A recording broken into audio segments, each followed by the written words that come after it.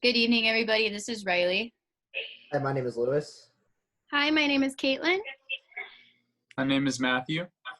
And I'm Gerardo. And we'll be talking about the FMS and correction program. So a little bit again about our patient. His name is Gerardo. He is 26 years old and he works at Fullerton as an athletic training aide. He has movement history in soccer, football, wrestling, and track and field. This slide shows all his injuries ranging from fractures, impingements, and sprains. And currently he has a left shoulder pain with internal rotation, left Achilles pain, ball of the foot pain while walking, and pain in his right hand. So the movements we saw that had issues in the initial FMS were a decreased dorsiflexion, decreased hamstring flexibility, decreased shoulder mobility, as well as decreased core stability.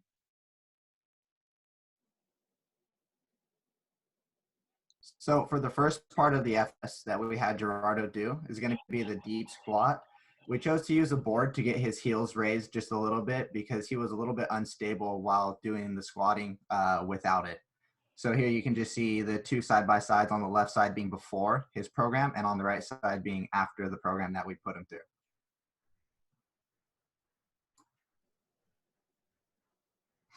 So some of the biggest differences that we noticed between the before and after is that Gerardo was able to keep the dowel over his feet. The tibia was more parallel with the torso, and the femur was slightly below the horizontal line. We saw an improvement in the FMS score from a 1 to a 2.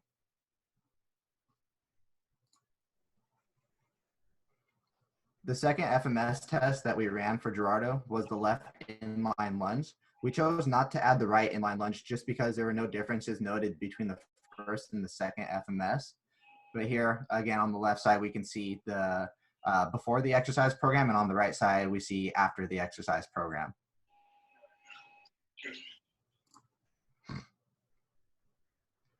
So Gerardo's left inline lunge score, he didn't do any better in it. They were both scored a 2. However, he was able to keep the dowel in a more vertical position while maintaining the 2 contact points between his hands and his back.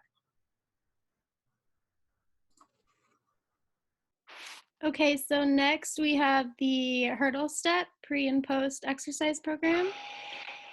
You can see on the right hurdle step, his knee and ankle are aligned more than before the exercise program. There's less external rotation of his hip, and his shoulders were more aligned than the initial FMS.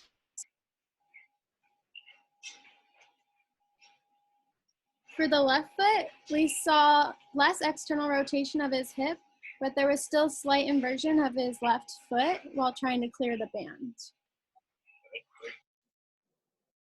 For the right hurdle step, we gave him a 2 as well. Same as the initial, but we still saw improvement of his hip. There was not as much external rotation, and his knee and ankle were more aligned than the initial. For the left hurdle step, we gave him a 2 as well, even though he improved. The hip was less externally rotated, his knee and ankle were more aligned, but there was still a slight inversion of his left ankle. For his left shoulder mobility, we saw a substantial increase in flexibility.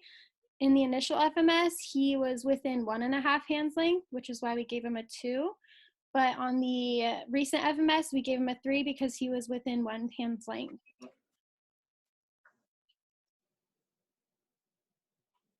Gerardo continues to feel no pain during the shoulder impingement clearance test.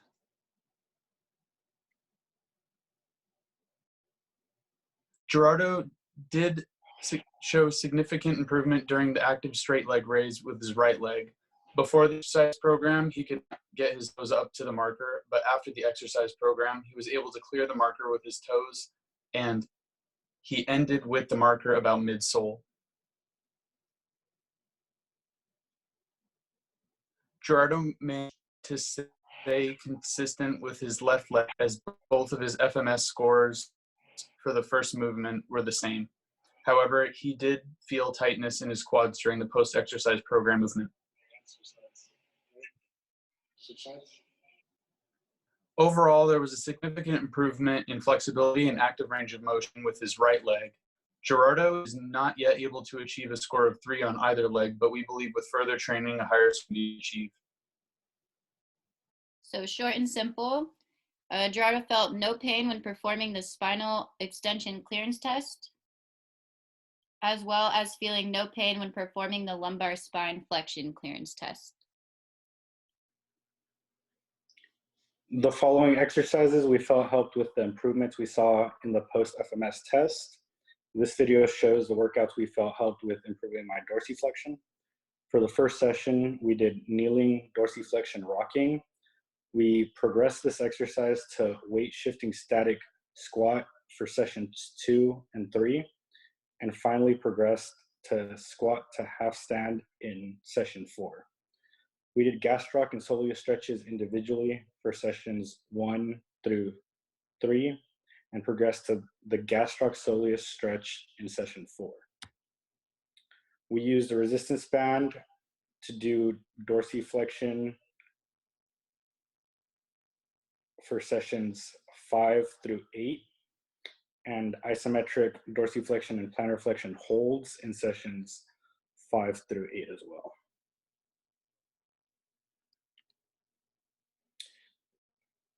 These exercises we felt helped improve my hamstring mobility. We began with Romanian deadlifts, sessions 1 and 2, and progressed to straight leg RDLs for sessions 3 and 4. During the first 4 sessions, we also did a hamstring stretch at the end of our workout routine. In the second phase, we did glute bridges with a resistance band and standing hip rotation with a resistance band, which was done for sessions 5 through 8.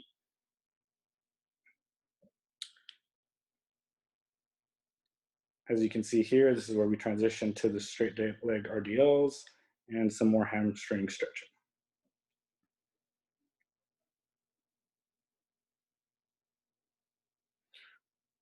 For the glute bridges, we brought my heels as close to my butt as possible just to target the glutes.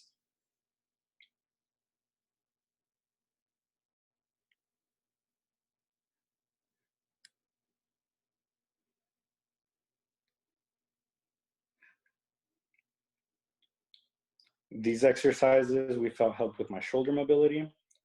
To improve my shoulder mobility, we started by using a ball for trigger point releases around the shoulder and shoulder blade for the first 4 sessions.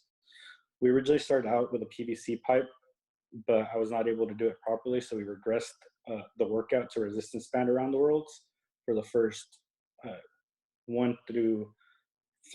sessions, and progressed to PVC pipe around the worlds for the last session of this phase. In sessions 5 and 6, we did some external rotation isometric holds before progressing to external rotation isometric holds with shoulder flexion in sessions 7 and 8. We felt that we also needed to address scapular motions, so we included laying Ys, Ts, and Ws for sessions 5 through 8. And here we see the isometric hold and then isometric hold to shoulder flexion.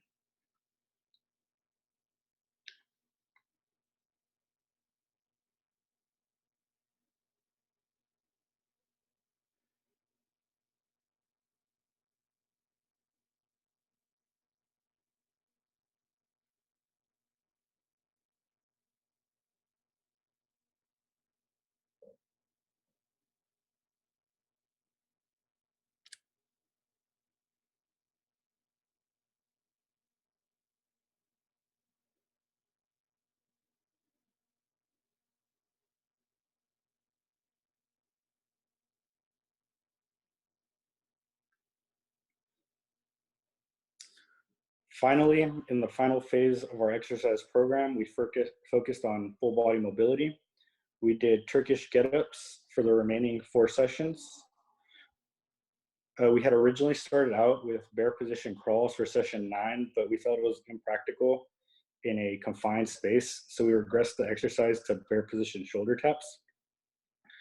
These were too easy, so we then decided that we were going to progress the exercise to bare position bird dogs for sessions 11 and 12.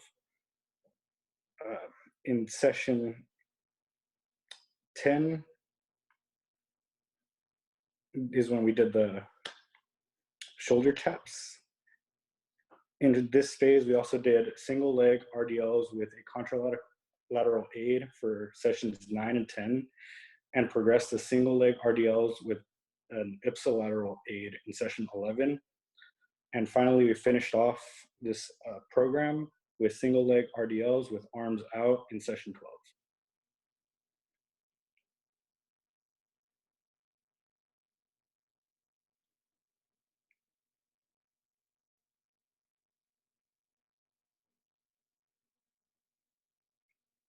Here's the ipsilateral aid and the bird dogs.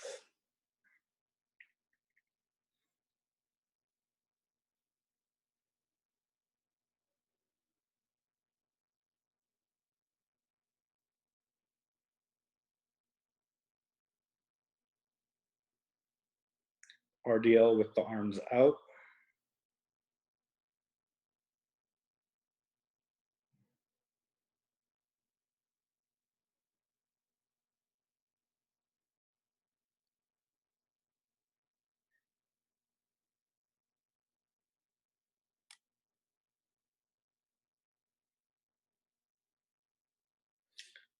So where do we go from here? Well, the first step would be to restart the exercise program that was set. We would increase the frequency this time.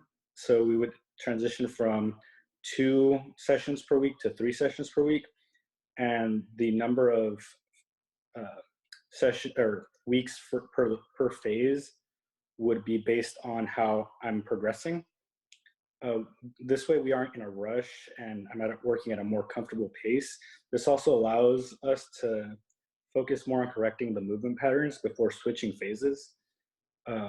Since we'll have anywhere between 9 to 12 sessions per phase.